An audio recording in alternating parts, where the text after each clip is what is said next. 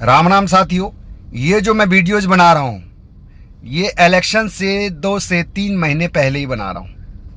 मैं 130% दावा करता हूँ कि ईवीएम में अगर चीटिंग नहीं हुआ, इलेक्शन तरीके से हुआ, इलेक्शन जो कमीशंस हैं वो अगर ईमानदारी से अपना काम करे तो 130% बिहार में ओनली फॉर जन स्वराज, सिर्फ और सिर्फ जन स्वराज का ही सरकार बनेगा, प्रशांत किशोर जी का ही सरकार बनेगा। मैं प्रशांत किशोर जी से इस वीडियोज़ के माध्यम से कहना चाहता हूं कि सर फिर से आइए और एक बार बिहार को उठा के चलाइए, क्योंकि बिहार और बिहारी दोनों विकलांग हो चुका है। हमारे बिहार की परिस्थिति आपको भली भांति पता है कि 98% अनशिक्षित लोग हैं, ना उनको शिक्षा देना चाहता है, ना वो खुद बढ़ना चाहते, क्योंकि उनकी माहौल वैसा नहीं। 2% जो लोग हैं जो आगे बढ़ना चाहता है, जो आगे बोलना चाहता है, उनके लिए लड़ना चाहता है, उनको ये भ्रष्ट नेता दबा देता है। इसीलिए मैं इस वीडियोज के माध्यम से सही बिहारी भाइयों से कहना चाहूँगा कि पैसा लो, जैसे कि प्रशांत किशोर जी कह रहे हैं, कोई नेता आए, कोई सुविधा दे जो आपको घर पहुंचा के दे रहा है, लो, लेकिन वोट सिर्फ उसको दो जो आपके हित में है, जो बिहार के हित में है, जो आपके बच्चों के हित में है।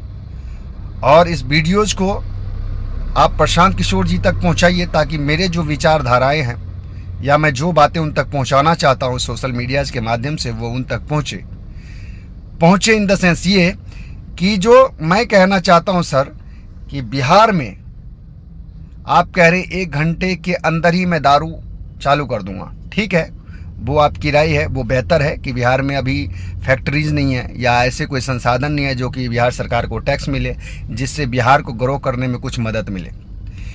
तो मैं दूसरी सवाल ये भी करता हूँ या जवाब आपसे पूछना चाहता हूँ कि कब आप करोगे। अगर वीडियो आप तक पहुँचे तो प्लीज़ करके बताना, सोशल मीडियाज़ के माध्यम से ही बताना, या जैसे आपको इच्छा करे वैसे आप करना। बिहार में जो पहली ज़रूरत है वो जितने भी आला अधिकारी हैं उन सबको भी रीसेट करने की बहुत ज़रूरी है। बहुत ज़रूरी इसलिए क्योंकि उन नरभक्षियों को, जो वर्दीधारियों को बिहारियों के बीच में बिहार के सेवा के लिए, बिहारियों के सेवा के लिए वहाँ पे उन्हें भेजा या रखा गया है, या जो सेवा वो दे रहे हैं वो किस तरीके से दे रहे हैं आपको ही पता है। आम जनता को माँ बहन के साथ गाली देता है। अभद्रता की एक चरम सीमा होता है, उसको बिहार पुलिस पार कर चुका है। माफिया जितने हैं वो खुलेआम घूम रहा है और जो आम जन है वो सब जेल में सड़ रहा है।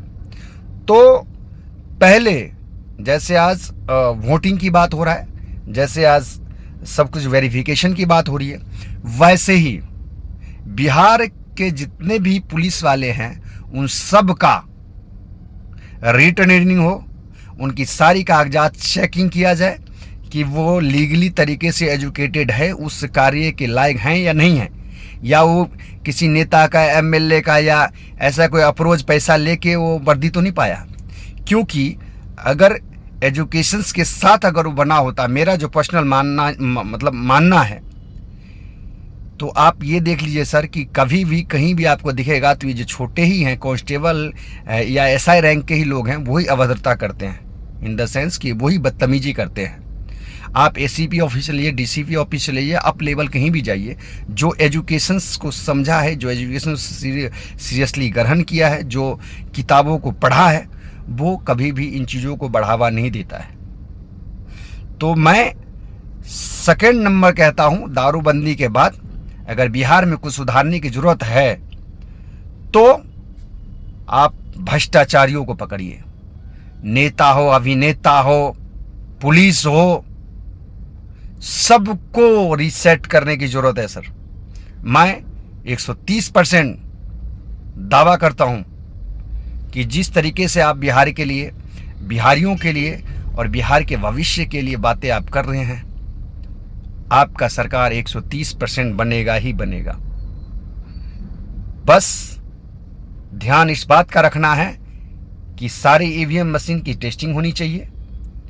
जो हमारे इलेक्शन कमीशंस हैं उनको भी देश हित के लिए काम करना चाहिए, राजहित के लिए नहीं काम करना चाहिए, नेताओं के लिए काम नहीं करना चाहिए कि केंद्र में मोदी है, राज्य में बीजेपी है तो उसी का सपोर्ट किया जाएगा। इतना मत डरो, 5 साल के लिए टोपी पहनते हैं वो उतर जाएगा यूं, और उतरेगा।